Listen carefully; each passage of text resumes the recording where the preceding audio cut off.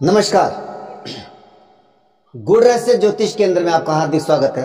अभिनंदन है प्रिय बंधुओं, आप सभी का हार्दिक धन्यवाद जिन्होंने कि मेरे इस YouTube चैनल को अपना आशीर्वाद दिया, इसे सब्सक्राइब किया, शेयर किया और इसमें अपने बहुमूल्य कमेंट छोड़े।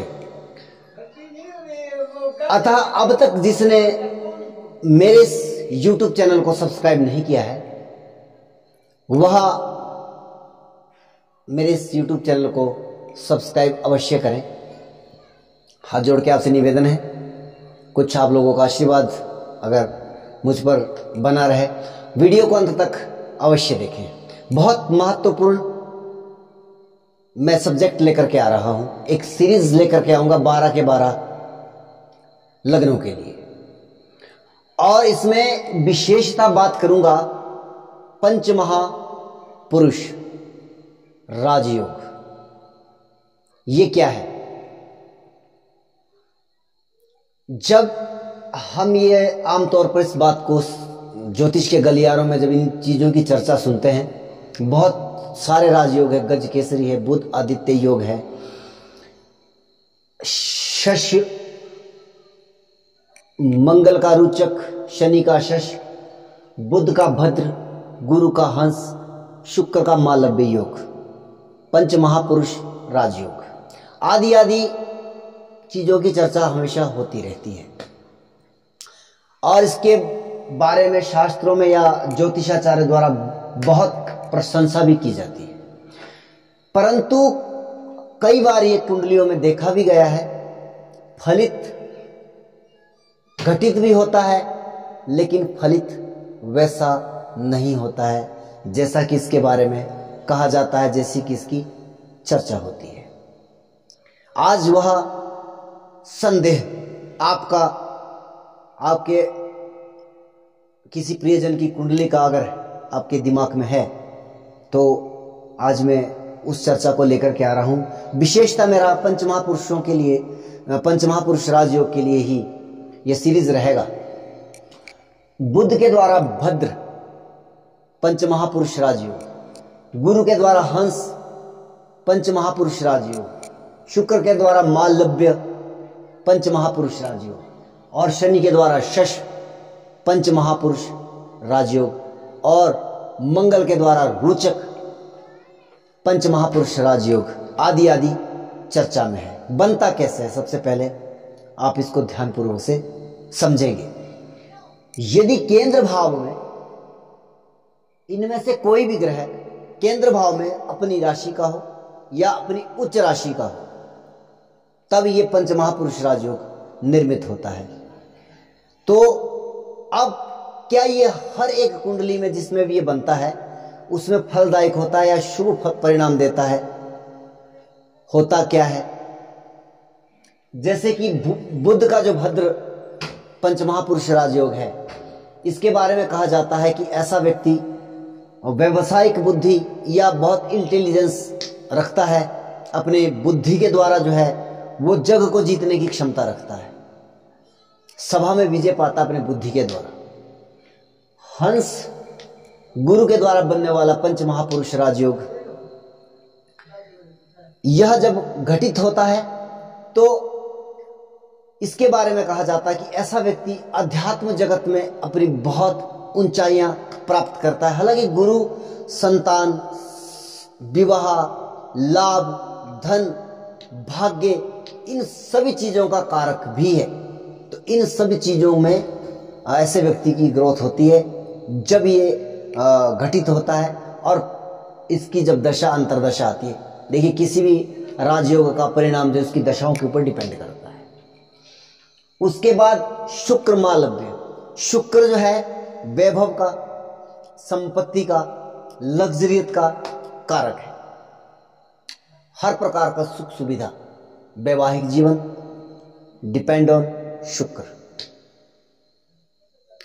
धन, वाहन, मकान, सौंदर्य, संगीत, कला, इन सब चीजों का कारक शुक्र है। और भी बहुत सारे कुछ, हर चीज में यहाँ पे डिकोड नहीं कर सकता, आपको वहां पे कुछ बातों को समझना पड़ेगा। तो जब ये शुक्र का मालव्य पंच महापुरुष राजयोग घटित होता है और इसकी जब दशाएं चलती है तब इन चीजों में वृद्धि होती है। बात करते हैं शश नाम का पंच महापुरुष राजयोग जो शनि के द्वारा निर्मित होता है। इसके घटित और इसका फल क्या है कि शनि कर्म का कारक है, श्रम का कारक है, कर्म का कारक है। और ये जो कर्म भूमि संसार जहां पे हम अपने कर्म बंधनों के द्वारा बंद करके आए हैं, इन सभी चीजों का जो कोई भी कर्म एनी वन, मैं कई बार कहता हूं अपने वीडियो के माध्यम से कि शनि को हम थोड़ा सा समझने में अगर हम प्रयास करें तो शनि कर्म कारक है और ये हर एक प्रकार के कर्म का कारक है। तो ऐसा व्यक्ति कर्मठ अपने कार्य क्षेत्र में जब ये राजयोग घटित होता है वो बहुत उन्नति करता है, प्रोफेशनल तौर पर वो बहुत उन्नति करता है। शनि हालांकि प्रॉब्लम का कारक भी है, हालांकि उन चीज़ों को हम राजयोग के द्वारा वो नहीं समझेंगे, लेकिन हाँ जब हम धीरे धीरे लग्नों के ऊपर बढ़ेंगे वन बाय वन, मंगल रोचक पंच महापुरुष राजयोग जब ये घटित होता है तब क्या फल होता है? उस समय में मंगल जो है वह आपके पराक्रम का कारक है, आपके बल का कारक है और ऊर्जा का कारक है। केंद्र में अपने स्वराशि का या उच्च राशि का बैठेगा तब इन सभी चीजों के कारकत्व में वृद्धि को करता है और ऊर्जावान उस व्यक्ति को बनाता है। देखिए कोई कार्य करना है, कुछ भी करेंगे आप जीवन में, शरीर में ऊर्जा का होना अत्यंत आवश्यक है। हालांकि और बहुत सारी चीजें हैं, फिर हम वहां पे वो बात भी करेंगे कि वो आया कहां से है, कौन से भाव का लोड है, लेकिन मैं भी केवल कारकत्वों के माध्यम से आपको समझाने का प्रयास कर रहा हूं। जब ये रोचक पंच महापुरुष राजयोग घटित होगा तब इन चीजों में वो सारी वृद्धियां आपको देखने को मिलेगी। अब हम जो है वन बाय वन, लगन वाइज लगन इसके ऊपर काम करेंगे। सीरीज हमारी कंटिन्यू रहेगी कि किस लगन के लिए कौन सा पंच महापुरुष राजयोग बेहतर कार्य करता है, अच्छा कार्य करता है और किसके लिए यह कार्य नहीं करता है या किसके लिए यह नकारात्मक कार्य भी क्या कर सकता है। उन सभी चीजों के लिए आपको इंतजार करना पड़ेगा। मैं सबसे पहले मेष से शुरू करूंगा और मीन पर्यंत। तो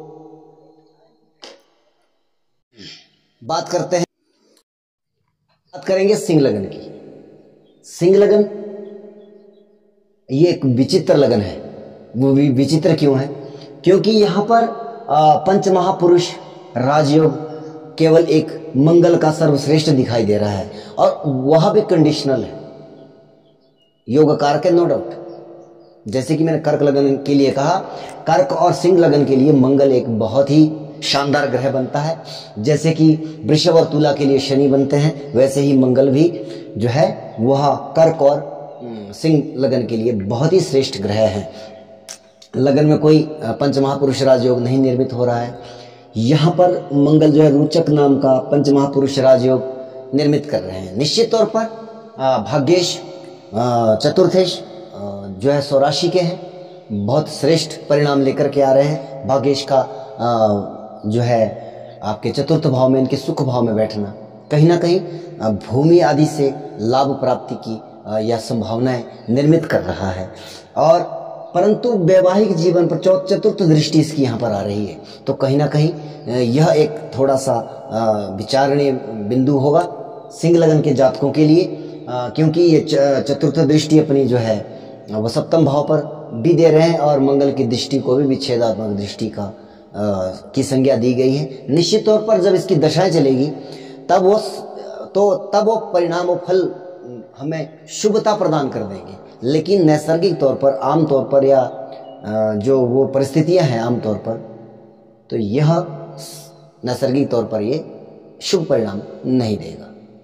नैसर्गिक का मतलब व्यवहारिक कुंडली जो जिसको कहते हैं, ऑल ओवर, जब बिना किसी ग्रह की दशा भी नहीं चल रही उसके भी हमें परिणाम मिलते हैं, परंतु व्यवहारिक जगत की होती है। जैसे कि शुक्र का लगन में बैठना, कई बार कहते हैं कि ऐसा व्यक्ति बहुत सुंदर होता है, तो क्या वहाँ पर केवल वो दशाओं में ही सुंदर होगा? तो नहीं, उत्तर है नहीं। वह एक नैसर्गिक परिणाम है उसके, वो हमेशा ही सुंदर रहेगा। गोरे की बात नहीं कर रहा हूँ मैं, एक उसकी पर्सनालिटी होगी, व्यक्तित्व होगा उसका। तो इसी प्रकार से नैसर्गिक और एक तात्कालिक परिणामों को देखना अति आवश्यक है। यहाँ पर शश का परिणाम नकारात्मक ही देखने को मिलेगा, क्योंकि ज़्यादातर परिणाम यहाँ पर, क्योंकि यहाँ पर जो शनि जो है वो षष्ठमेश भी है। हमें दूसरी राशि को भी इग्नोर कभी नहीं करना चाहिए। किसी भी, हम लोग क्या करते हैं कि जब हमने कोई किताबों में कोई राजयोग पढ़ा है तो हम उसके ऊपर ज़्यादा उछल जाते हैं, और फिर क्या होता है कि अपनी कुंडली में जब हम उन राजयोगों को देखते हैं तो हम बड़ी प्रसन्नता महसूस करते हैं, और जब उसकी दशा आकर के निकल भी जाती है और वो परिणाम जो हमने एक्सेप्ट किए थे या हमने उसके ऊपर विश्वास किया था कि ऐसे हम इस दशा का इंतज़ार कर रहे हैं और वो हमें प्राप्त होगी, वो परिणाम हमें मिलेगा, लेकिन वो अंतोगत्वा परिणाम के बजाय हमें नकारात्मक परिणाम क्यों मिलते हैं? क्योंकि हम उन चीज़ों को ठीक ढंग से समझ नहीं पाते। ऋषि मुनियों ने लिखा सब कुछ है, लेकिन समझने का अलग अलग नज़रिया सबका है। अब ये त्रिशराय लॉर्ड है, सप्तम भाव में बैठा है, तो यहाँ पर तो ये शनि जो है वैवाहिक जीवन को भी अपनी दशा अंतरदशा में बहुत बुरी तरह से प्रभावित करेगा। पिता के भाव को देख रहा है तो पिता के स्वास्थ्य को है, पिता के साथ भी अनबन कर रहा है, आपके स्वयं के स्वास्थ्य को प्रॉब्लम दे रहा है। दशम दृष्टि इसकी आपके चौथे भाव पे जा रही है, माता को प्रॉब्लम दे जाएगा। इस तरह की नकारात्मक परिणाम ये शश योग देगा। ना बना हो कुंडली के अंदर ज़्यादा बेहतर मैं कहूँगा। ये शनि जो है आपके सप्तम भाव में ना बैठ करके कहीं अन्य भाव में बैठा हो, ज़्यादा बेहतर। यहाँ पर आप शुक्र का मालव्य को देख लेते हैं। शुक्र का मालव्य भी, शुक्र भी इस कुंडली के लिए त्रिशराय लॉर्ड है, और त्रिशराय भाव का स्वामी हमेशा आपके व्यक्तिगत जीवन को जो है वो मतलब अस्त व्यस्त कर देता है। हालांकि वो आपकी जो है मेटेरियलिस्ट लाइफ में जो बहुत शानदार परिणाम लेकर के आता है। मेटेरियलिस्ट लाइफ का मतलब है कि उद्योग जगत में, कार्य क्षेत्र में बहुत शानदार लेकर के आएगा। अब ये यहाँ पर बैठा है आपके उपचय भाव का स्वामी, उपचय भाव में, त्रिशराय भाव का स्वामी उपचय भाव में। आप ऐसा, क्योंकि ये उपचय भाव भी है, त्रिशराय भी है, तो यहाँ पर उपचय भाव का स्वामी उपचय भाव में और दशम भाव में बैठा है, तो आयु के साथ साथ जो कार्य क्षेत्र में वृद्धि होगी, इसमें कोई संदेह नहीं है। परंतु दशम भाव से हम पर्सनल व्यक्तिगत चीज़ें क्या देखते हैं, यहाँ से हम सास को देखते हैं, अपनी सासू माता को, और अपने जन्म देने वाली माता को चतुर्थ भाव से देखते हैं। शुक्र की दृष्टि वहाँ पर जब दशा अंतरदशा आएगी और 20 साल की यह दशा है, तो इन दोनों रिलेशनशिप में प्रॉब्लम क्रिएट कर देगा। तो ज़्यादा बेहतर है कि ये शुक्र जो है यहाँ पर ना हो करके किसी और भाव में बैठेगा, बेहतर परिणाम देगा। यह मालव्य योग मैं इसको नहीं कहता। वीडियो को अंत तक देखा। मैं बहुत जल्दी इसलिए बोलता हूँ क्योंकि लंबे वीडियो बनाने की मुझे आदत भी नहीं है। बनाने की आदत तो है, ऐसा नहीं है कि मैं बोल नहीं सकता, मैं 2-2, 3-3 घंटे बोल सकता हूँ। जब मैं क्लास में पढ़ाता हूँ तो लंबी स्पीच वहाँ पे होती है, परंतु लोग ज़्यादा देखते नहीं, इसलिए मैं फटाफट बोलने का प्रयास करता हूँ। टू दी पॉइंट अगर आपके समझ में आता है तो ठीक है, अन्यथा आप कमेंट बॉक्स में लिख दीजिए कि आप जो है थोड़ा जल्दी बोलते हैं, आपको जो है थोड़ा धैर्य से बोलना चाहिए ताकि हमें बात समझ में आ जाए। लेकिन YouTube पर वीडियो पड़ा है तो आप उसको बार बार रिपीट करके भी देख सकते हैं। जय सिया राम। अंत तक देखने के लिए